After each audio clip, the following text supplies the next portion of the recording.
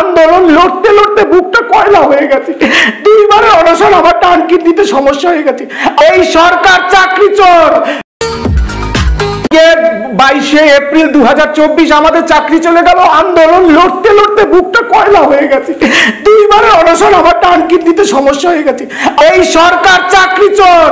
রাজ্যের মাননীয় মুখ্যমন্ত্রী, আমরা অনেক কথা বলেছি, আপনি এই সংবিধানকে শপথ নিয়ে মুখ্যমন্ত্রী হয়েছেন, কেন আপনি জেদাজেদি করে আমাদেরকে আবার পরীক্ষায় বসানোর বন্দোবস্ত করা হচ্ছে? সুতরাং এই চাকরি চুরির দায় নিয়ে আমরা কিন্তু বলিনি, আমরা বলতে বাধ্য হব, এই চাকরি চুরির দায় নিয়ে মুখ্যমন্ত্রী আপনাকে পদত্যাগের দাবি করব, নইলে আগামীকাল আমাদের সাথে আলোচনায় বসুন, আমাদেরকে সন্তান শ্রেণী ডেকে নিন। আমাদের যোগ্য চাকরি কেড়ে নিয়ে আমাদের জীবনটা শেষ করে দেওয়া হয়েছে। আমাদের পরিবারগুলো জানেন কি দুঃখে আছে, কি কান্নায়, কি কষ্টে। পুলিশি ভয়, পুলিশি ডিটেনশন, পুলিশি লাঠি কি জোটেনি আমাদের কপালে। আমাদের অপরাধ একটাই, আমরা ঘুষ দিইনি।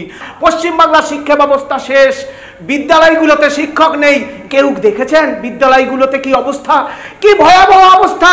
কোনো সরকারি লোক যায় না, করুণ পরিস্থিতি।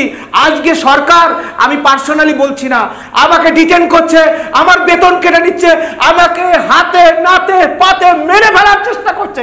কি করব? আমরা আত্মত্যাগ করার জন্য তৈরি, আমরা মরেই গেছি, মরার আগে একবার ঘুরে দাঁড়াতে চাই।